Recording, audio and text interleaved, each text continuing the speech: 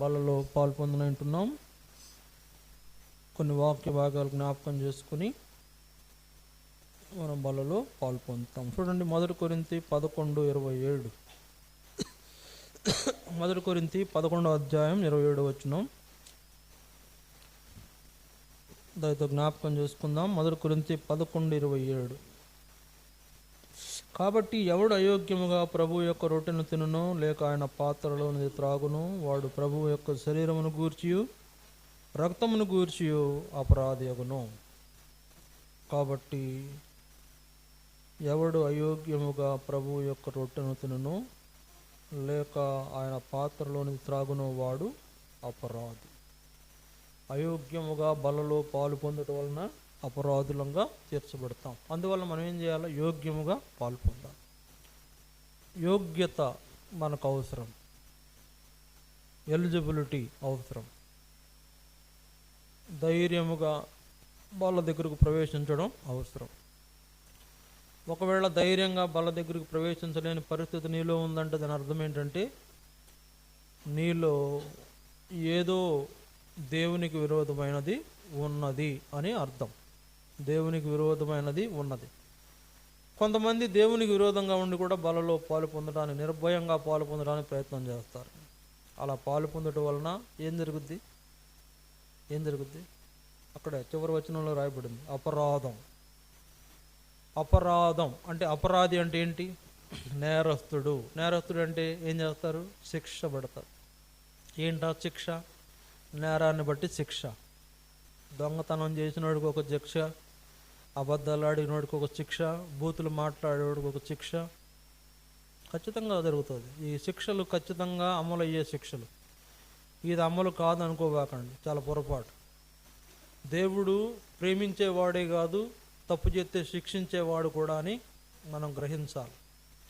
దేవుడు ప్రేమించడమే కాదు, తప్పు చేస్తే శిక్షించడం కూడా బాగా తెలిసినోడు. ఎట్లా శిక్షించాలో ఆయనకు బాగా తెలుసు. ఎవరిని ఎలా శిక్షించాలో అలా శిక్షిస్తాడు తప్పు చేస్తే.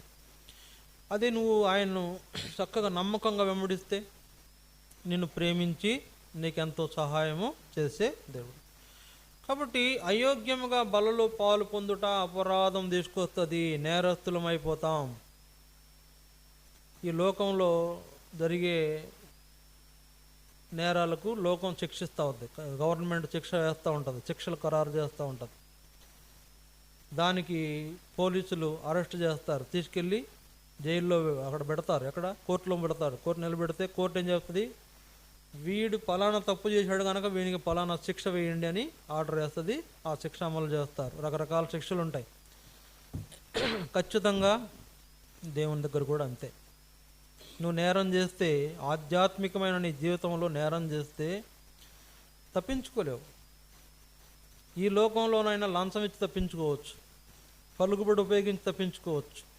అక్కడ ఏ పలుకుబడి చెల్లదు, అక్కడ ఏ లంచము ఆయన ఆశించడు. లంచము పుచ్చుకొనని దేవుడు. ఆయన లంచాన్ని ఆశించే దేవుడు కాదు, లంచం పుచ్చుకొనని దేవుడు. అక్కడ కూడా ఖచ్చితంగా పోలీసు అరెస్ట్ ఉంటుంది, ఖచ్చితంగా న్యాయాధిపతి ముందు నిలబడాల్సి ఉంటుంది, ఖచ్చితంగా శిక్ష ఖరారు చేస్తారు. ఆ శిక్షను మనం ఖచ్చితంగా మన జీవితాల్లో అనుభవించాల్సి వస్తుంది. ఇప్పుడే, తర్వాత కాదు, ఇప్పుడే. ఏదో తర్వాత అనుకుంటామేమో. నీ నేరము ఇప్పుడు ప్రూవ్ అయిందంటే నీకు శిక్ష కూడా వెంటనే అమలు చేస్తారు. ఇక్కడ ఆదివారాలు సెలవులు ఉన్నాయి, కోర్టులు సెలవులు ఉన్నాయి, అక్కడ సెలవులు లేవు.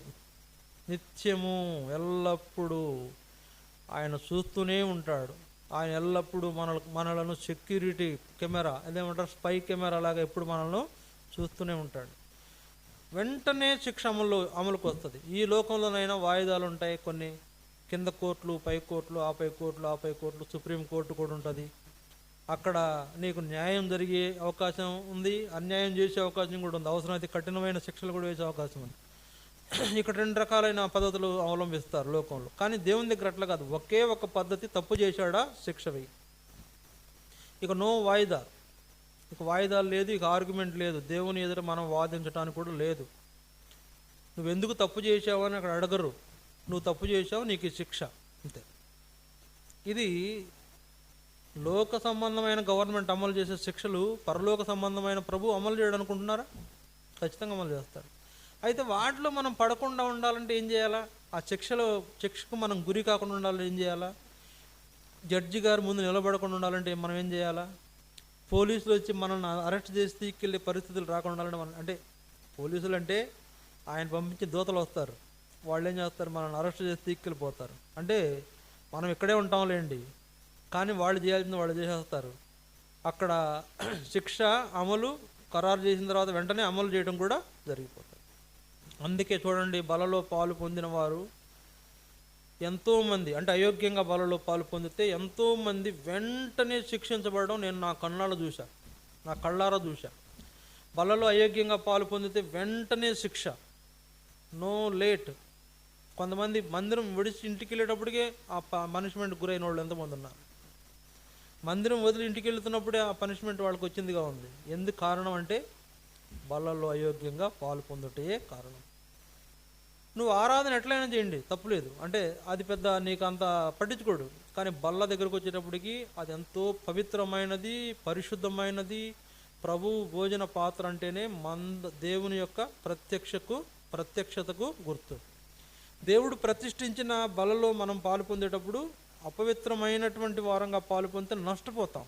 అలా నష్టపోకుండా ఉండాలంటే ఏం చేయాలి? కొన్ని సరి చేసుకోవాలి, కొన్ని లోపాలు ఉంటాయి, సరి చేసుకోవాలి. సరి చేసుకుంటేనే యోగ్యంగా బలలో మనం పాలు పొందగలుగుతాం. ఏంటి చెప్పండి మనలో లోపాలు 1,000,000 ఉన్నాయి, ఎన్నో లోపాలు ఉన్నాయి. కానీ ముఖ్యమైన కొన్ని లోపాలు అయితే మనం జ్ఞాపకం చేసుకోవాలి. ఏంటో ముఖ్యమైన లోపాలు? మొట్టమొదటిగా చూడండి, అపోస్తుల కార్యములు 8వ అధ్యాయం 21వ వచనం. అపోస్తుల కార్యములు 8వ అధ్యాయము 21వ వచనం. అపోస్తుల కార్యములు 8:21. నీ హృదయము దేవుని ఎదుట తీలేదా? నేను చాలా త్వరగా వాక్యం క్లోజ్ చేయాలనుకుంటున్నా, మీరు ఎంత తొందరగా చదివితే అంత మంచిది. మరి నీ హృదయము దేవుని ఎదుట సరి అయినదిగా కాదు కనుక ఈ కార్యమందు నీకు పాలు పంపులు లేవు. ఏమంటున్నాడు ఇక్కడ? నీ హృదయము దేవుని ఎదుట సరి అయినదిగా లేదు కనుక ఈ కార్యమందు నీకు పాలు పంపులు లేవు. నీ హృదయము దేవుని ఎదుట సరి అయిందిగా ఉంటేనే బలలో పాలు పొందటానికి తగిన వ్యక్తివి. నీ యొక్క హృదయంలో దేవునికి అన్ని విధాలుగా స్థానం ఇచ్చే వ్యక్తిగా ఉండాలి. నీ హృదయము దేవుని నివాస స్థలంగా ఉండాలి. నీ హృదయంలో దేవుడు నివసించేవాడు ఉండాలి. నీ హృదయంలో దేవుడు నివసించకుండా చెడు తలంపులు, చెడు విషయాలు మనం కలిగి మన హృదయంలో మనం దేవుని ఎదుట సరైన వారుగా కనబడలేం. మన హృదయంలో చెడుండి దేవుని ఎదుట సరైన వారికి కనపడలేం. మన హృదయంలో ఎన్నో రకాలైన చెడ్డ స్వభావాలు ఉంటాయి, చెడ్డ తలంపులు ఉంటాయి, చెడ్డ ఆలోచనలు ఉంటాయి. గర్వం ఉంటుంది, అహంభావం ఉంటుంది, అవివేకం ఉంటుంది, మూర్ఖత్వం ఉంటుంది, కఠినత్వం ఉంటుంది, బండ రాయి లాంటి హృదయం ఉంది. అందువల్ల ఇవన్నీ హృదయంలో ఉంటే నీ దేవుని ఎదుట సరైన హృదయం కలిగిన వ్యక్తివి కాదు. దేవుడు ఏం కోరుతున్నాడు? హృదయ శుద్ధి గలవారు ధన్యులు. హృదయ శుద్ధిని కోరుతున్నాడు. నీ హృదయం ఏం కోరుతున్నాడు? దేవుడు శుద్ధిని కోరుతున్నాడు. నీ హృదయంలో పవిత్రతను కోరుతున్నాడు. నీ హృదయంలో పరిశుద్ధతను కోరుతున్నాడు. నీ హృదయంలో ఆయనకు స్థానం ఇచ్చి ఉండాలని కోరుతున్నాడు. అట్లా లేకుండా మన హృదయంలో ఆయనకు చోటు లేకుండా, మన హృదయంలో ఆయన ఎదుట సరి అయిన లక్షణాలు కనబరచలేని హృదయం కనుకైతే ఈ కార్యంలో మనకు పాలు పంపులు బలలో పాలు పొందలేవు, సందేహం లేదు. నిస్సందేహంగా నువ్వు బలలో చేయబెట్టడానికి వీల్లేదు. సరే, నేను అడ్డగించకపోయినా దేవుడు నేను ఖచ్చితంగా హెచ్చరిస్తున్నాడు. హెచ్చరించినప్పుడు ఏం చేయాలా? దేవుడు హెచ్చరిస్తుంటే ఏం చేయాలా? మన హృదయంలో చెడు అంతా కూడా అక్కడ. అందుకే చూడండి 22వ వచనం. కాబట్టి ఈ నీ చెడుతనం మానుకొని మారు మనసు నొంది ప్రభువును వేడుకొనుము. ఒకవేళ నీ హృదయ ఆలోచన క్షమించబడవచ్చును. నీవు ఘోర దుష్టత్వములోను దుర్నీతి బంధకములతోను ఉన్నట్టు నాకు కనబడుచున్నదని చెప్పాను. ఒకవేళ నీ హృదయంలో చెడుతనము తొలగించుకో, దేవుణ్ణి వేడుకో, ఆయన ఒకవేళ క్షమిస్తాడు, ఒకవేళ క్షమించవచ్చు. ఒకవేళ అంటే క్షమిస్తాడో లేదో తెలియదు, నాకు కూడా తెలియదు. ఒకవేళ ఆయన నిన్ను మన్నిస్తే మన్నించవచ్చు, వేడుకో. నీ హృదయంలో చెడుతనం మానుకోకపోతే బలలో చేయి వేయలేవని ఖచ్చితంగా తెగేసి చెప్తున్నాడు అక్కడ పేతురు. ఎవరితో చెప్తున్నాడు? ఒక గారడీ వాడితో చెప్తున్నాడు. ఒక గారడీ వాడు అంటే యేసుప్రభుని తెలుసుకుని బాప్తిస్మం తీసుకున్నాడు. అందరూ తీసుకున్నారు కానీ నేను కూడా తీసుకుంటాను తీసుకున్నాడంట. చూడండి, లోతైన కార్యం జరగని వ్యక్తి. అందరూ తీసుకున్నారు కానీ నేను కూడా తీసుకుంటాను బాప్తిస్మం తీసుకున్న తర్వాత బాప్తిస్మం తీసుకున్న వాళ్ళ తలపైన చేతులు ఉంచినప్పుడు వాళ్ళల్లో పరిశుద్ధ ఆత్మ దిగి వచ్చిందంట. దిగిరాగానే వీడేమనుకుంటున్నాడంటే ఇది నాకు కూడా కావాలి ఈ వరం. ఏంటంటే నేను చేతులు పెట్టగానే, ఎవరి మీద చేయి పెట్టగానే వాళ్ళలో కూడా ఆత్మ దిగి వచ్చేయాలి, ఆ వరం నాకు కూడా ఇమ్మని అడిగాడంట. అడిగితే చెప్తున్నాడు పేతురు, నీ హృదయ ఆలోచన సరిగా లేదు, నీ హృదయంలో ఉన్న ఆలోచన సరిగ్గా, నీ చెడుతనం కలిగి ఉన్నావు, నీ దుష్టత్వంతో నిండి ఉన్నావు. ఈ దుష్టత్వంతో నిండి ఉన్న నీవు ఈ కార్యములు చేయలేవు, ఈ కార్యములో నీకు పాలు పంపులు లేవు. కనుక ఏం చేయాలా? దేవుడిని వేడుకో. ఒకవేళ ఆయన క్షమిస్తే క్షమించవచ్చు, క్షమించకపోతే నీ కర్మ ఇక ఎవరు ఏం చేయలేరు. ఒకవేళ దేవుడు నిన్ను క్షమించకపోతే నీ కర్మ ఇక ఎవరు కాపాడలేరు. దేవుడే కాపాడకపోతే ఇంకెవరు కాపాడతారండి? కనుక మన హృదయం ఎలా ఉంది పరీక్షించుకోవాలి. మన హృదయం ఎలా ఉంది ఆలోచించండి. నేను చిన్నగా 2-3 మాటలు చెప్పి కూడా వాక్యం ముగించేస్తా. నాకు చేతనవును 2-3 నిమిషాలు వాక్యం ముగించేస్తా. ఎందుకు మీకోసం వాక్యం చెప్తామంటే కాస్త మార్చుకుంటారు, జీవితాలు మార్చుకుంటారు. దేవునికి సరైన వాళ్ళుగా మనం కనబడాలి. సరైన వాళ్ళుగా కనబడాలంటే మనం కొన్ని దేవుని కొరకు కొన్నిటిని విడిచిపెట్టి ఆయన కొరకు కలిగి ఉండవలసిన వాటిని కలిగి ఉంటారనే ఉద్దేశంతో వాక్యం చెప్తాం. 1 గంట వాక్యం చెప్పినందువల్ల మనకు ఆయాసం వచ్చేస్తుంది. కానీ మాకు రాదు, మీకు వచ్చేస్తుంది ఆయాసం. ఎందుకు వస్తుంది? ఏంటన్నా ఆయన ఎంత చెప్తున్నాడని ఆయాసపడుతూ ఉంటారు. ఎందుకు ఆయాసపడతారు? మన లోపాలు మన జ్ఞాపకం చేస్తున్నప్పుడు గొప్ప భాగ్యం అది. ఆ అవకాశం దేవుడిచ్చాడు. లోపాలు సరి చేసుకునే అవకాశం వచ్చినప్పుడు సరి చేసుకోవాలి. ఇప్పుడు చెప్పండి, మన హృదయం దేవుని ఎదుట సరైనదిగా ఉందా? అక్కడ అంటున్నాడు, నీ హృదయం దేవుని ఎదుట సరైనదిగా లేదు అని ఒక భక్తుడు అంటున్నాడు. ఆ భక్తుడికి అర్థమైంది నీ హృదయం దేవుని ఎదుటగా సరైనదిగా లేదని. ఇక దేవుడికి ఎందుకు అర్థం కాదు? ఒక వాక్యం చెప్పే ఆయనకి అర్థమైంది. హెచ్చరిస్తున్నాడు, నీ హృదయం దేవుని ఎదుట సరైనది కాదు. మన హృదయం సరైనదేనా? వాళ్ళలో పాలు పొందబోతున్నావు. ఖచ్చితంగా అయోగ్యంగా పాలు పొందితే శిక్షించబడే అవకాశం ఉంది. నేరస్తుడు అయిపోతావు, జాగ్రత్త. దేవుని బలలో పాలు పొందేటప్పుడు నీ హృదయంలో దేవుని ఎదుట సరైన హృదయం కలిగిన హృదయంగా ఉందో లేదో పరీక్షించుకోవాలి. అన్యాయం అయిపోకూడదు, నీ జీవితం అన్యాయం అయిపోకూడదని చెప్తున్నాం. నీ జీవితంలో ఏ విధంగా నష్టం కలగకూడదని చెప్తున్నాం. ఈ కొత్త సంవత్సరం 2026 సంవత్సరంలో నీ జీవితం ఎత్తు పొలాలు కాకూడదని చెప్తున్నాం. నీ జీవితం సాఫీగా సాగాలని చెప్తున్నాం. యెహోవా నా కాపరి, నాకు లేమి కలుగదు అనే అనుభవంలో నువ్వు ఉండాలని చెప్తున్నాం. యెహోవా నన్ను ఎడబాసి ఉన్నాడు, ఆయన నాకు పగవాడైపోయినాడని నువ్వు చెప్పే పరిస్థితి నీ జీవితంలో రాకూడదని చెప్తున్నాం. అందువలన నీ హృదయం దేవుని ఎదుట సరైనదిగా కనబడాలి. కనబడకుండా నువ్వు పొరపాటును కూడా బలలో చేయవేయొద్దు అని దేవుడు హెచ్చరిక చేస్తున్నాడు. కనుక ఆ మాటలు గమనించినప్పుడు ఒకవేళ ఆయన క్షమిస్తే క్షమించవచ్చు అంటే, అబ్బా అసలు ఏంటండి ఇది, అలా ఎలా అనగలిగాడు? ఎంతో దయార్థ హృదయం కలిగిన దేవుడు, ఎంతో క్షమ కలిగిన దేవుడు, కరుణ చూపించే దేవుడు, జాలిగల దేవుడు. ఆ దేవుడు కూడా ఒకవేళ క్షమిస్తే క్షమించవచ్చు లేకపోతే లేదంటే, అంత కఠినమైన హృదయంగా మన హృదయం ఉందా? అంత కఠినమైన హృదయంగా ఆ వ్యక్తి హృదయం ఉంది కాబోలు, అందుకే ఆ మాట వాడాడు కాబోలు. అంత కఠినమైన హృదయం ఉంటే మనకు కూడా అది వర్తిస్తుంది కాబోలు.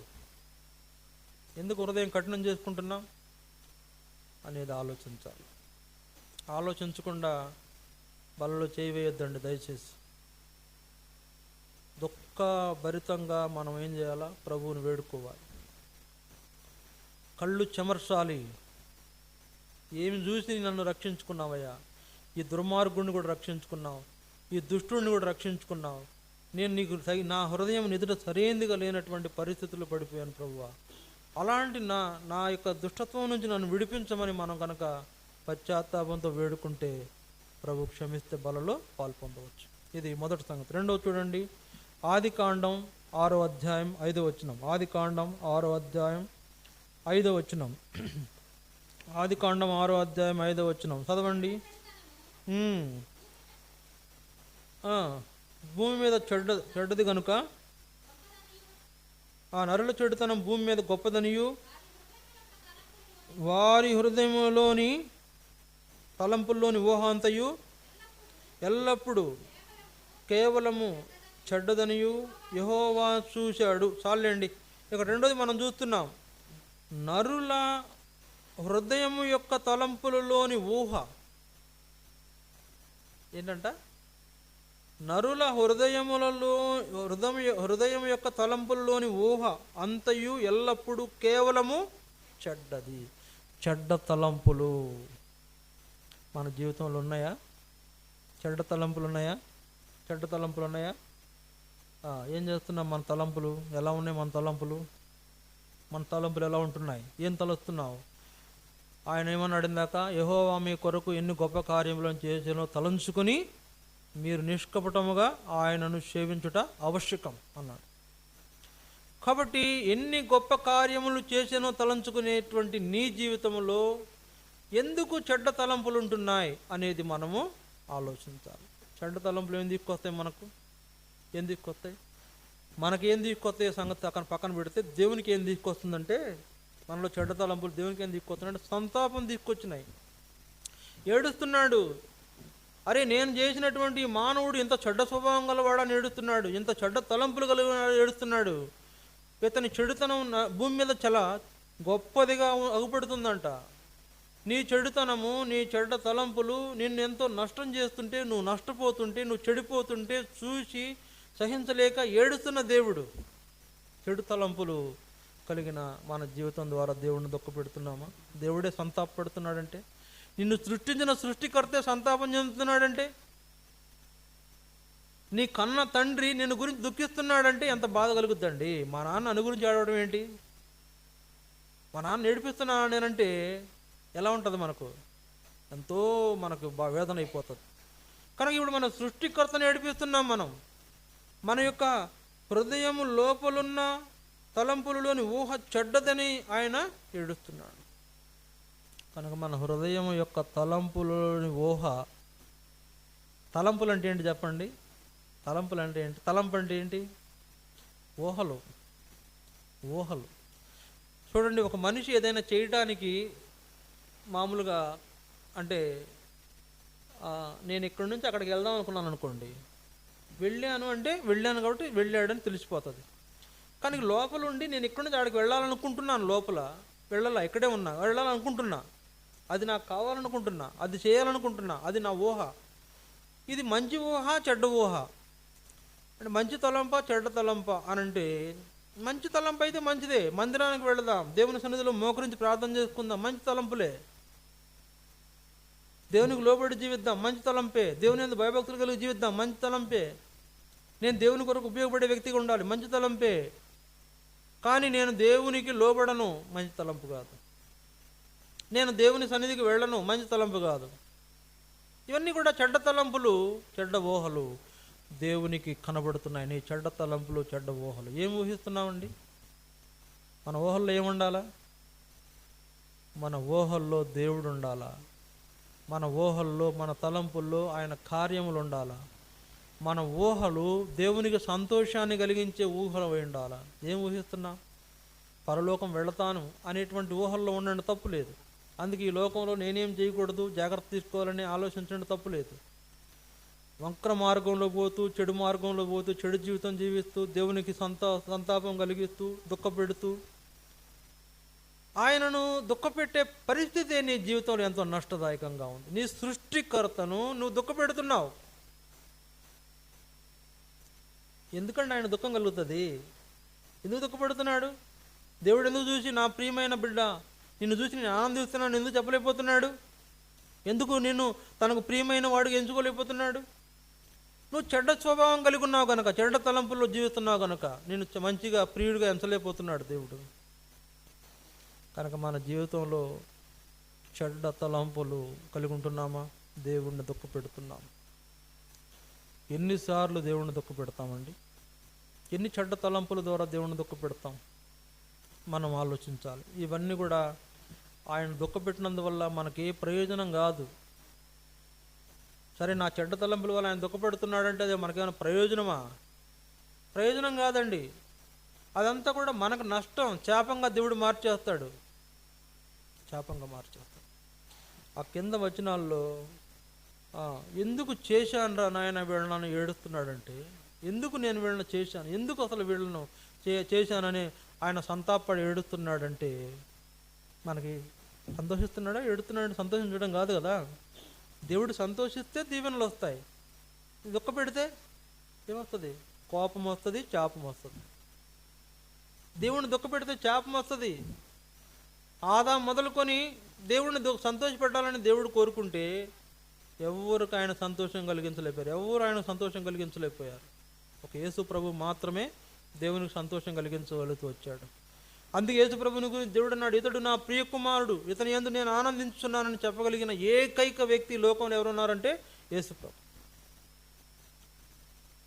వేరే వారిని గురించి ఏమన్నాడంటే, నువ్వు నా దృష్టికి ప్రియుడుగా ఉన్నావు అన్నాడు, అంతే. కానీ యేసు ప్రభులా చెప్పలే. ఇతడు నా ప్రియ కుమారుడు, ఇతని యందు నేను ఆనందించున్నానని ఎవరి గురించి చెప్పలే. ఇంకా వేరే వాళ్ళ గురించి నువ్వు నాకు ప్రియుడిగా కనపడుతున్నావు, నా దృష్టికి నువ్వు ప్రియమైన వాడుగా కనపడుతున్నావు అన్నాడు. కానీ నా ప్రియ కుమారుడు అని ఎక్కడ చెప్పలేదు. యాకోబుతో చెప్పలేదు, దానియేలుతో చెప్పలేదు, యోసేపుతో చెప్పలేదు, ఎవరితో చెప్పలేదు. మోషేతో కూడా ఏం చెప్పాడు? నువ్వు నా ఇంట్లో నమ్మకంగా ఉన్నావు అంతే అన్నాడు. దావీదుతో ఏమన్నాడు? నువ్వు నా హృదయానుసారుడు అన్నాడు అంతే. కానీ యాకోబుతో అన్నాడు, నువ్వు నా దృష్టికి ప్రియుడు అయ్యావు గనుక గనుడవు, ఇష్టపడ్డాడు. దానియేలుతో అన్నాడు, నువ్వు బహుప్రియుడు గనుక నేను నీ యొద్దకు నా మాటలను పంపుతున్నానని. యేసు ప్రభుతో నీవు నా ప్రియ కుమారుడు కనుక నేను నీ యందు ఆనందించుచున్నానని దేవుడే స్వయంగా పలికిన మాటలు యేసు ప్రభుని గురించి. ఆయన గురించి తప్ప ఇంకెవ్వరి గురించి పలకని ఆ మాటలు. ఆయన ఒక్కడే దేవుణ్ణి సంతోషపెట్టాడు. యేసు ప్రభు ఒక్కడే దేవుణ్ణి సంతోషపెట్టాడు. కానీ ఇక మానవులుగా ఎవ్వరు దేవుణ్ణి సంతోషపెట్టలేకపోయినారు. కేవలం ఏంటంటే నరుల తలంపులలోని ఊహ చెడ్డది కనుక, నరుల చెడుతనము చెడ్డది కనుక, అంటే నరుల చెడుతనము భూమి మీద గొప్పది కనుక. మన హృదయంలో చెడు తలంపులు ఉన్నాయా, మంచి తలంపులు ఉన్నాయా ఆలోచించుకోవాలి. ఏం తలంపులు ఉన్నాయి మన హృదయంలో? దేని మీద తలంపులు? దేని మీద ఫోకస్ చేస్తున్నావు? దేవుని వాక్యం చదివావా? ప్రార్థన చేశావా? భక్తి కలిగి ఉన్నావా? దేవుణ్ణి స్మరించుకున్నావా? ఆయన ఆశ్చర్య కార్యములను స్మరించావా? ఆయన మందిరానికి వెళ్ళాలనేటువంటి ఆలోచనలు నీ యొక్క హృదయంలో ఉన్నాయా? లేదా ఆయన కలుసుకోవాలనేటువంటి ఆలోచన ఉందా? ప్రభువుని ఎప్పుడు కలుసుకుంటానా, ఆయన మందిర ఆవరణం ఎప్పుడు చూస్తానని భక్తులు తహతహలాడిపోయారు. మనం ఎందుకు ఆడలేకపోతున్నాం? ఆయన మందిరానికి వెళ్ళాలి, ఆయన చూడాలి, ఆయన కలుసుకోవాలని భక్తులు తహతహలాడిపోయారు. మనసులో ఎంతో వాళ్ళు ఏమైందంట, వాళ్ళకు పుట్టుకొచ్చిందంట. ఏంటి? ఎప్పుడు చూస్తానా మందిరాన్ని పుట్టుకొచ్చిందంట. మనకు అలా ఎందుకు ఉండట్లేదు అంటే నీ తలంపులు వేరే తలంపులు, చెడ్డ తలంపులు, చెడ్డ స్వభావం. నీ చెడుతనాన్ని బట్టి ఏమని ఆయన ఆనందించగలుగుతాడు అని ఆలోచించండి. కాబట్టి నీ చెడు తలంపులను బట్టి దేవుని దుఃఖపెట్టే వ్యక్తిగా ఉంటున్నావేమో. బలలో పాలు పొందబోయే ముందు పరీక్షించుకొని పాలు పొందాల్సిన వారుగా ఉన్నాం. ఇది రెండవది. మూడవది చూడండి, దేవుని వాక్యంలో మూడవ సంగతి 1 కొరింథీ 15వ అధ్యాయం 34వ వచనం. 1 కొరింథీ 15వ అధ్యాయం 34వ వచనం, పేజ్ నెంబర్ 156. 1 కొరింథీ 15:34. నీతి ప్రవర్తన గలవారై మేల్కొని పాపము చేయకుడి, దేవుని గూర్చిన జ్ఞానం కొందరికి లేదు, మీకు చిగ్గు కలుగుటకై ఇట్లు చెప్పుచున్నాను. ఇక్కడ నీతి ప్రవర్తన గలవారై మేల్కొని పాపము చేయకుడి అని మాట్లాడుతున్నాడు. నీతి ప్రవర్తన గలవారై ఏం చేయాలా? పాపం చేయని వారు ఉండాలి. ఇప్పుడు మనది ఏ నీతి? ఏ నీతి అంటే మనది నీతి కలిగిన నీతి ప్రవర్తన గలవారై ఉండాలని దేవుడు కోరుతున్నాడులే. కానీ ఇప్పుడు మనం ఏంటంటే మన ప్రవర్తనలో ఏమి లేదు, నీతి లేదు. మన ప్రవర్తనలో నీతి లేదు, మన ప్రవర్తనలో యథార్థత లేదు, మన నడవడి చెడ్డగా ఉంది, మన నడవడి చెడు నడవడి కనుక అందువల్లనే మన ప్రవర్తనలో నీతి లేదు. నీతి లేని ప్రవర్తన గల వాళ్ళము. మన ప్రవర్తనలో నీతి లేదు, మన ప్రవర్తన యథార్థత లేదు. ప్రవర్తన అంటే ఏంటండి? ఇతరులతో మనము వాళ్ళతో చేసే కొన్ని సంభాషణలు, వాళ్ళతో మనం వ్యవహరించే విధానమే ప్రవర్తన. నీ భర్తతో ఎలా ప్రవర్తిస్తున్నావు, నీ భార్యతో ఎలా ప్రవర్తిస్తున్నావు, నీ పిల్లలతో ఎలా ప్రవర్తిస్తున్నావు, నీ స్నేహితులతో ఎలా ప్రవర్తిస్తున్నావు, నీ తోటి విశ్వాసతో ఎలా ప్రవర్తిస్తున్నావు, మీ సేవకునితో ఎలా ప్రవర్తిస్తున్నావు, ముఖ్యంగా దేవునితో ఎలా ప్రవర్తిస్తున్నావు అనేది మనకు జ్ఞాపకం చేయకుండా నీ ప్రవర్తనలో నీతి లేదు. అందుకని ఏమన్నాడంటే దేవుడు అక్కడ నీతి ప్రవర్తన గలవారై మేలుకుని పాపం చేయొద్దు అంటున్నాడు. నీ యొక్క ప్రవర్తనలో చెడు నడవడి చూడండి. 33వ వచనం. మోసపోకుడి దుష్ట సాంగత్యము మంచి నడవడిని చెరుపును. మోసపోకుడి దుష్ట సాంగత్యము మంచి నడవడిని చెరుపును. దేంతో స్నేహం చేస్తున్నామండి? మన ప్రవర్తనలో నీతి లేదు. మన ప్రవర్తనలో ఏంటంట? నీతి లేని ప్రవర్తన, పాపం కలిగిన ప్రవర్తన, పాప సంబంధమైన ప్రవర్తన. కనుక ఇలాంటి వాళ్ళు ప్రభు బలలో పాలు పొందవచ్చా? ఇలాంటి వాళ్ళు ప్రభు బలలో పాలు పొందడానికి ఏమాత్రం అవకాశము లేదు. కనుక జ్ఞాపకం చేసుకోండి, ఎందుకు మన యొక్క ప్రవర్తనలో నీతి లేని ప్రవర్తన కలిగి ఉంటామంటే దుష్ట సాంగత్యం చేస్తాం గనకనే. దుష్ట సాంగత్యం, దుష్ట స్నేహాలు, చెడు స్నేహాలు. ఏంటా చెడు స్నేహాలు? చెడు స్నేహం అంటే ఏంటి? లోకంలో ఉన్నదంతా కూడా చెడే కదా.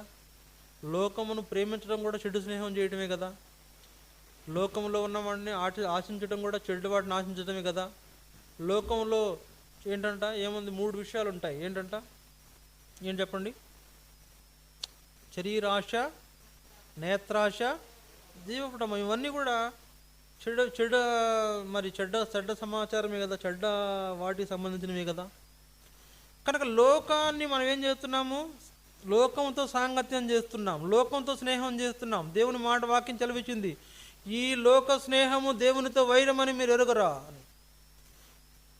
యాకోబు 4వ అధ్యాయం 2వ వచనం రాయబడింది, ఈ లోక స్నేహము దేవునితో వైరమని మీరు ఎరుగరా. ఈ లోక స్నేహం దేవునితో వైరం. నీ దుష్ట నడవడి దేవునితో వైరం. నీ దుష్టత్వంతో కూడిన స్నేహము దేవునితో వైరం. దుష్ట సాంగత్యము మంచి నడవడిని చెరిపేస్తుంది. కనుక నీ చెడ్డ స్నేహాలు నిన్ను దేవునితో ఏం చేస్తున్నాయి? వైరము కలిగిన వ్యక్తిగా చేస్తున్నాయి. దేవునితో వైరం అంటే ఏంటండి? వైరం అంటే ఏంటి? విరోధి.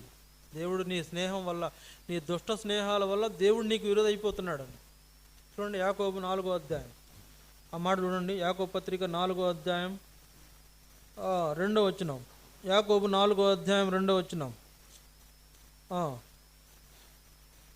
యాకోబు 4:2 4వ వచనం చూడండి. 4వ అధ్యాయం 4వ వచనం.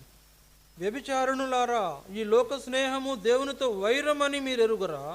కాబట్టి ఎవడు ఈ లోకముతో స్నేహము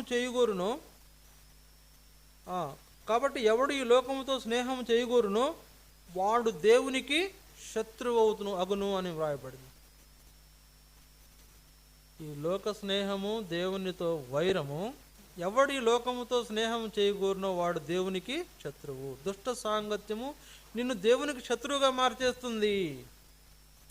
నీ దుష్ట నడవడి దేవునికి విరోధిగా మార్చేస్తుంది. ఆయనకి విరోధైపోతున్నాడు.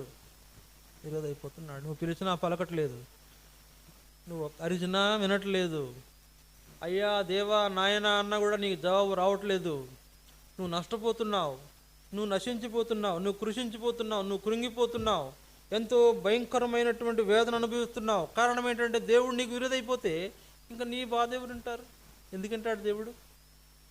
కనుక ఇక్కడ దుష్ట సాంగత్యం మంచి నడవడిని చెరుపును, నీతి ప్రవర్తన గలవారే మేల్కొని ఆ పాపం చేయబాకండి. దుష్ట సాంగత్యం చేయబాకండి, లోక స్నేహం చేయబాకండి, దేవునికి విరోధం అవ్వకూడదనే వాక్యం చెబుతుంది. ఒకవేళ మనం దేవునికి మన చెడు నడవడి ద్వారా దేవునికి విరోధం అయ్యామా? బలలో పాలు పొందడానికి నీకు ఏం లేదు, ఆ యోగ్యత లేదు, యోగ్యత లేదు. అందువల్ల మనం యోగ్యులుగా ఆయన కనబడలేని పరిస్థితి ఉంటుంది కనుక మనం ఏం చేయాలి? బలలో పాలు పొందే సమయంలో ప్రభువా నీకు నాకు ఉన్న వైరాన్ని మరి నేను మన్నించమని వేడుకుంటున్నానని క్షమాపణ పొంది ప్రభు బలలో చేయివేస్తాం. ఇది మూడవది ఏంటంట? నీతి లేని మన ప్రవర్తన. మొదటిది ఏం చూసాం? దేవునికి విరోధమైన హృదయం. రెండవది ఏం చూసాం? మన యొక్క చెడ్డ ఊహలు, చెడ్డ తలంపుల ద్వారా దేవుని దుఃఖపెట్టడాన్ని చూసాం. మూడవది ఏం చూసాం? మన యొక్క నీతి లేని ప్రవర్తన ద్వారా దేవుడు మనకు శత్రువు అయినాడు, దాని నుంచి మనము సరి చేసుకోవాలని చూసాం. నాలుగవది చూడండి, 2 తిమోతి 2వ అధ్యాయం 13వ వచనం చూడండి. 2 తిమోతి 2వ అధ్యాయం 13వ వచనం. మనము నమ్మదగని వారము. చదవండి. ఆయన నమ్మదగిన వాడుకుంటున్నాం. చాలండి. ఇక్కడ మనం గమనిస్తే నాలుగవది ఏంటంటే మనము నమ్మదగని వారము. దేవునికి నమ్మకంగా ఉన్నట్ల మనం దేవునికి నమ్మదగని వారుకున్నాము. 2026 సంవత్సరంలో దేవుడు నిన్ను తనకు నమ్మకమైన వారుగా ఉండాలని కోరుతున్నాడు. నమ్మకమైన వారు ఏం చేస్తారు చెప్పండి? ఏం చేస్తారు? నమ్మకమైన వారని ఎవరిని గురించి చెప్తారు? నమ్మకమైన వాళ్ళని ఎవరి గురించి చెప్తారు? చెప్పిన పని చేసినటువంటి వాడిని, చెప్పింది చేసినటువంటి వాడిని నమ్మకమైన వాడు అని పిలుస్తారు కదా. చెప్పిన పని చెప్పినట్టుగా చేసేవాడిని నమ్మకస్తులని పిలుస్తారు. చేయకపోతే, ఓ పని చెప్పామండి చేయకపోతే ఏమైంది? నమ్మకంగా లేనట్టే కదా. ఇప్పుడు నీ ద్వారా నమ్మకస్తుడిగా లేవు, పైగా ఆ పని ఆగిపోయింది. ఆ పని ఆగిపోవడం వలన కొంతమందికి ఇబ్బంది ఉంది. ఆ ఇబ్బంది కలిగించినటువంటి పరిస్థితి నీ అపనమ్మకత్వం వల్ల కలిగింది కనుక కొంతమంది నీ యొక్క నువ్వు చేసిన అపనమ్మకత్వ పని వల్ల కొంతమంది ఇబ్బంది పడేవాళ్ళు ఉంటారు కనుక జ్ఞాపకం చేసుకోండి, మనము నమ్మదగని వారమై ఉన్నాము. మనము నమ్మదగని వారం. నమ్మదగిన వారైతే ఏం చేస్తారు చెప్పండి? చెప్పినట్లే చేస్తారు. ఏం చేయమని చెప్పారు? దేవుడు ఏం చేయమని చెప్పాడు? నేను చెప్పిన తర్వాత అడుగుతానండి, దేవుడు ఏం చేయమని చెప్పాడు మనకు? మనల్ని దేవుడు ఏం చేయమని చెప్పాడండి? ఎందుకు మనకు మనిషిగా మనకు జీవితం ఇచ్చాడు అనుకుంటున్నారు? దేవుడు ఎందుకు మనకు జీవితం ఇచ్చాడు? మనిషిగా ఎందుకు పుట్టించాడు? ఏ కుక్కగాను నక్కగాను పుట్టించవచ్చుగా, ఏ బల్లిగానో తొండగానో పుట్టించవచ్చుగా. నిన్ను మనిషికి ఎందుకు పుట్టించాడంటే నువ్వు నీ పూర్ణ హృదయముతో, నీ పూర్ణ ఆత్మతో, నీ పూర్ణ వివేకముతో, నీ పూర్ణ బలముతో నీ దేవుడైన యెహోవాను సేవించడానికి పుట్టించాడు. పూర్ణమైన ఆత్మతో, పూర్ణమైన వివేకముతో, పూర్ణమైన బలముతో, పూర్ణమైన నీ భక్తి కలిగి దేవుని కొరకు నీవేం చేయాలా? ఆయన కొరకు నీ జీవితం జీవించడానికి నీకు జీవితం ఇచ్చాడు. దేవుడు నేను కోరింది 2 విషయాలు లోకంలో. నీ దేవుని పూర్ణ హృదయంతో ప్రేమించు, ఆయన సేవించు. రెండవది, నిన్ను వలె నీ పొరుగు వాడిని ప్రేమించు. 2 కోరాడు దేవుడు. ఈ 2 కోరాడు. నిన్ను వలె నీ పొరుగు వాడిని ప్రేమించు. రెండవది అయితే మొదటిది ఏంటి?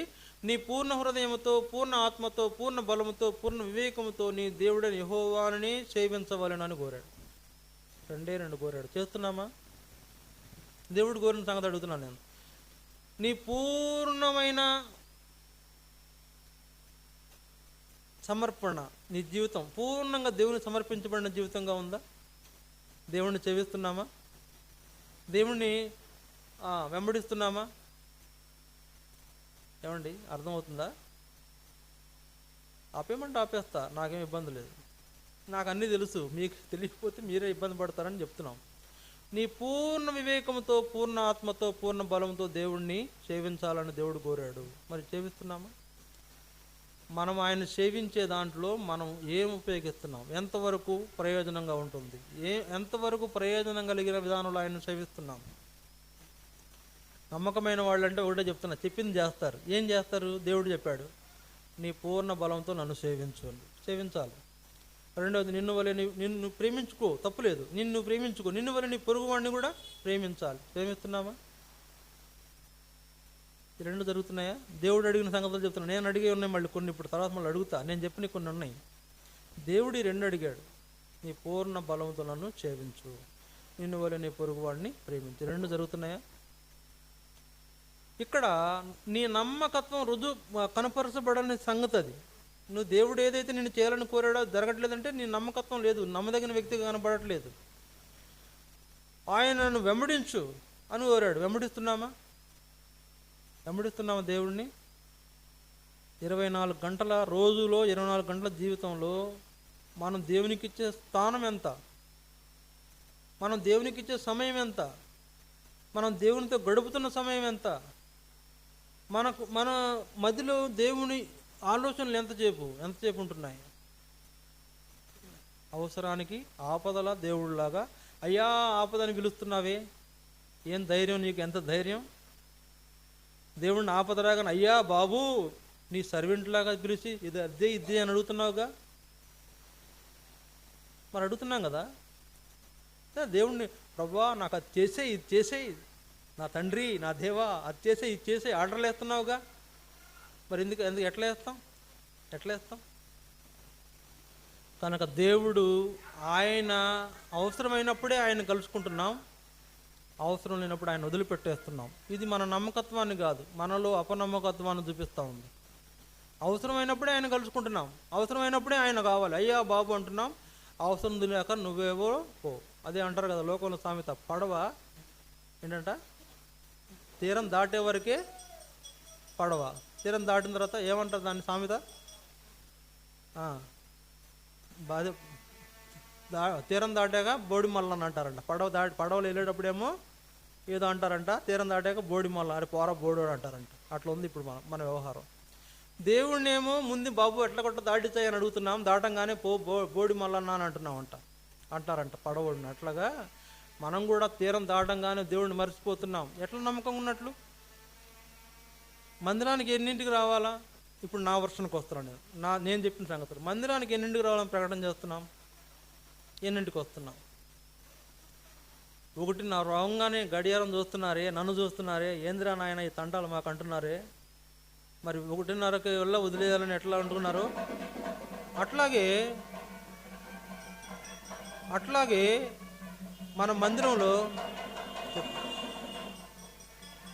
చర్చి ఉందని చెప్పు,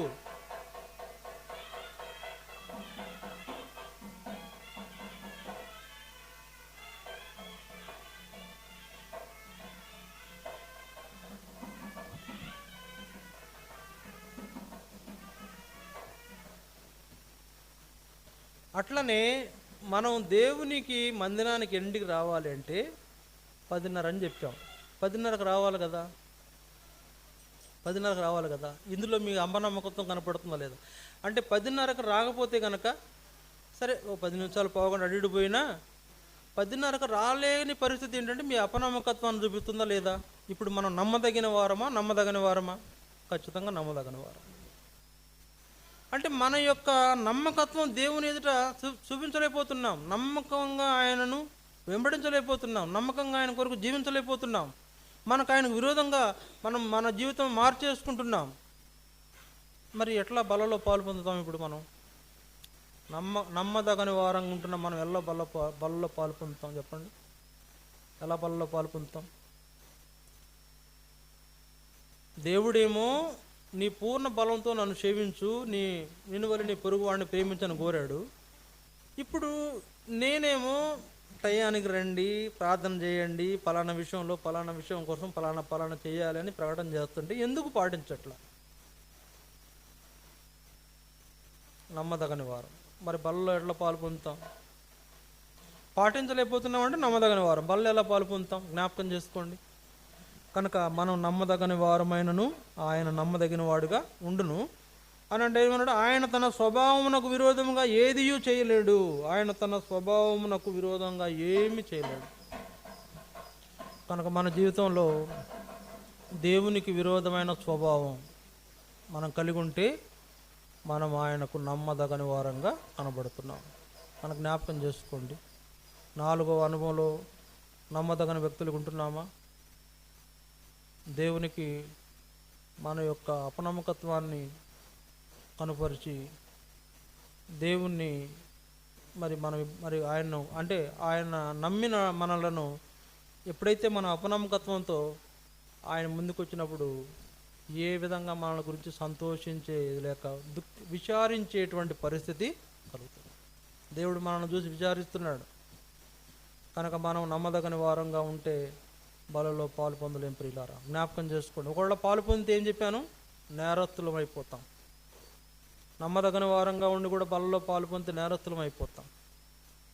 కనుక అట్లా ఉంటే మనకి ఇబ్బంది, ఆయనకేం లేదు. ఆయన చక్కగా తీర్పు తీరుస్తాడు, అంతే, ఏం లేదు. తీర్పు తీర్చేస్తాడు. నీకు అయోగ్యత అనే ముద్ర వేస్తాడు. నిన్ను బలలో పాలు పొందడం ద్వారా నిర్దోషిగా మరి ఆయన ఎంచడు, నిర్దోషిగా ఎంచడు, దోషిగా నిలబెడతాడు.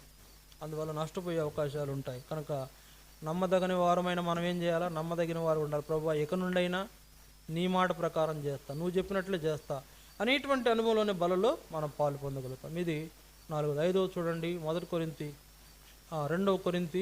10వ అధ్యాయం 2 కొరింథీ 10వ అధ్యాయం 18వ వచనం.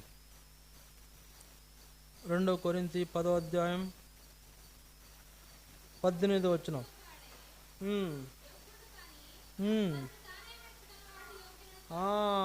ప్రభువు మెచ్చుకొని వాడే యోగ్యుడు కానీ తను తానే మెచ్చుకుని వాడు యోగ్యుడు కాదు. కొంతమందిని చూస్తాం, ఏం చేస్తారు? వాళ్ళే సర్టిఫికెట్ ఇచ్చేసుకుంటారు. ఏమని? నా అంత మంచి విశ్వాసం ఎవరైనా ఉన్నారా అని. ఏమండి? నా అంత మంచి విశ్వాసం ఎవరైనా ఉన్నారా అని. నిజంగా నువ్వు మంచి విశ్వాసమేనా? తను తాను మెచ్చుకునేవాడు యోగ్యుడు కాదు, ప్రభు మెచ్చుకునేవాడే యోగ్యుడు. దేవుడు నిన్ను మెచ్చుకోవాలి, నీ జీవితాన్ని మెచ్చుకోవాలి, నీ భక్తిని మెచ్చుకోవాలి, నీ విశ్వాసాన్ని మెచ్చుకోవాలి, నీ హృదయంలో ఉన్నటువంటి దేవుని స్థానం ఇచ్చిన దానికి దాన్ని మెచ్చుకోవాలి, నీ నమ్మకత్వాన్ని మెచ్చుకోవాలి, నీ పనిని మెచ్చుకోవాలి. ప్రభు మెచ్చుకునేవాడే యోగ్యుడు. కానీ కొంతమంది నా అంత గొప్ప విశ్వాసులు లేరు అని ఫీల్ అవుతుంటారు. నేను తప్ప మా మందిరంలో సరైన వాళ్ళు ఎవరు లేరు అని ఫీల్ అవుతుంటారు. నేనే అందరికంటే బెటర్ అని నువ్వు అనుకుంటున్నావంటే అది నీ యొక్క మెచ్చుకోలు నేను యోగ్యునిగా చేయదు. తగిన మెప్పు దేవుని వల్లనే కలగాలి, కానీ నువ్వు మెచ్చుకుంటం వల్ల నీకు అది ప్రయోజనము కాదు. జ్ఞాపకం చేసుకోండి, నీవే మెచ్చుకుంటే నువ్వు అయోగ్యుడు అయిపోతున్నావు, ప్రభు నిన్ను మెచ్చుకుంటే యోగ్యుడు అవుతున్నావు. అందుకని దేవుడు నిన్ను మెచ్చుకునే అనుభవం నీకు ఉండాలి. రోమా 14వ అధ్యాయం 18వ వచనం చూడండి. రోమా 14వ అధ్యాయం 18వ వచనం. అక్కడ కూడా ఒక వచనం చూద్దాం. రోమా 14:18. పరిశుద్ధాత్మ యందలి ఆనందమున 18వ వచనం. ఈ విషయమందు క్రీస్తునకు దాసుడైన వాడు దేవునికి ఇష్టడును మనుషుల దృష్టికి యోగ్యుడునై ఉన్నాడు. ఈ విషయమందు క్రీస్తునకు దాసుడైన వాడు దేవునికి ఇష్టడును మనుషుల దృష్టికి యోగ్యుడునై ఉన్నాడు. రెండవది ఏంటంట? మనుషులు కూడా నిన్ను చూసి మెచ్చుకోవాలి. మనుషుల దృష్టికి కూడా నువ్వు యోగ్యుడిలా కనపడాలి, దేవుని దృష్టిలో యోగ్యుడిలా కనపడాలి. నిన్ను చూసిన ఇతరులు కూడా యోగ్యుడిలాగా నిన్ను భావించాలి. ఈ విషయంలో చూడండి, చాలా విషయాలు ఉన్నాయండి. ఈ విషయం అంటే మనుషులు కూడా నీ యోగ్యతను చూడాలి. దేవుడు మాత్రమే చూస్తే కాదు, మనుషులు కూడా నీ యోగ్యతను చూసి నీ యోగ్యతను వాళ్ళు కనుక నిన్ను యోగ్యుడిగా ఎంచితే నీవు తప్పనిసరిగా బలలో పాలు పొందడానికి తగిన వ్యక్తి. అయోగ్యమైన విధానంలో బలలో పాలు పొందితే నష్టపోతామని చెప్పింది వాక్యము. కాబట్టి ప్రియులరా, మనం యోగ్యులమా అయోగ్యులమా అంటే మనమే మెచ్చుకుంటే యోగ్యులం కాదు, నిన్ను దేవుడు మెచ్చుకోవాలి. తర్వాత మనుషులు కూడా నిన్ను యోగ్యుడిగా మెచ్చుకోవాలి. అతడు యోగ్యుడు, అతడు తగినవాడు, అతడు మంచి ప్రార్థనాపరుడు, అతడు మంచి నమ్మకస్తుడు, అతడి దేవుని హృదయానుసారుడు మన గురించి చెప్పగలగాలి. అలాంటి అనుభవంలోనే బలలో చేయవేస్తాం, కానీ అయోగ్యంగా అపనమ్మకంగా చేయవేస్తామా? జీవితం నేరస్తులం అయిపోతాం. జాగ్రత్త. అందువల్ల మనం పరీక్షించుకుందాం. 5 విషయాలు నేను చెప్పాను. కాబట్టి అయోగ్యముగా ప్రభు యొక్క రొట్టెలోనిది ఆయన పాత్రలోని త్రాగువాడేవాడు వాడు అపరాధిగా తీర్చబడును అని వాక్యం చెబుతుంది కదా. ఎవరు అపరాధులు అంటే 5 విషయాలు చూసాం. మొదటిదిగా దేవుని ఎదుట సరైన హృదయం కానివాడు అపరాధి. రెండవదిగా ఊహలు, దేవునికి విరోధమైన చెడ్డ తలంపులన్నీ తలంచేటువంటి వాడు దేవునికి సంతాపం కలిగించేవాడు. మూడవదిగా దేవుని యొక్క ఏం చూసాం, నీతి లేని ప్రవర్తన. నీతి లేని ప్రవర్తన గలవారుగా దేవునికి మనము దుఃఖం కలిగిస్తున్నామని చూసాం. నాలుగోది ఏం చూసాం, నమ్మకత్వం లేని వారంగా ఉంటున్నామని చూసాం. ఐదవది మనకు మనమే మెచ్చుకుంటున్నాం కానీ దేవుడు మెచ్చుకోలేని అయోగ్యులము అని చూసాం. కనుక ఈ 5 విషయాలు మన జీవితంలో ఖచ్చితంగా ఉన్నాయి. లేవనుకోవడానికి లేదండి, ఖచ్చితంగా ఉన్నాయి. మరి ఖచ్చితంగా ఉన్నప్పుడు మనం ఏం చేయాలి? ప్రభువా, ఆయన వేడుకోవాలి, నన్ను క్షమించయ్యా, ఈ 5 అనుభవాల్లో నేను తప్పిపోయాను, నాకు ఈ 5 అనుభవాలు లేవు అని మనం అడగాలి. దేవుడిని అడిగి క్షమాపణ పొందిన అనుభవంలోనే మనం బలలో చేయవైన అంటున్నాం. జ్ఞాపకం చేసుకోండి ప్రియులారా, మరి దేవునికి మన హృదయంలో స్థానం ఇవ్వటం చాలా అవసరం. మన జీవితాల్లో, మన హృదయంలో, మన ఇంటిలో మన దేవునికి స్థానం ఇవ్వాలి. రెండవది, మన యొక్క ఊహల్లో తలంపుల్లోని ఊహలు మంచివిగా ఉండాలి. అలాగా మనం దేవుడు మంచిగా జీవించమని కోరాడు కదండి, చెడ్డగా జీవించమని కోరలేదు కదండి. నువ్వు మంచిగా బతుకురా నాయన, మంచిగా ఉండి చక్కగా నాకు సంతోషం కలిగించనే కోరాడు కానీ చెడిపోవాలని, నష్టపోవాలని దేవుడు ఏం కోరలా. మనమే చెడిపోతుంటాం, మనమే నష్టపోతుంటాం. అదన్నీ మనకు ఇబ్బంది కలిగించే విషయాలు. అందువల్ల మనం ఏం చేసుకోవాలండి, సరి చేసుకోవాలి. ప్రభు క్షమించయ్యా, ఇవన్నీ విషయాలు నేను తప్పిపోయాను, ఇవే కాదు ఇంకా అనేకమైన విషయాలు తప్పిపోయాను, నన్ను మన్నించు అని ప్రభుకు అప్పగించుకుంటాం. యోగ్యముగా బలలో చేయివేస్తాం. మన్నించమని అడగాలి, క్షమాపణ కోరుకోవాలి. అయోగ్యముగా బలలో చేయివేస్తారేమో, జాగ్రత్త.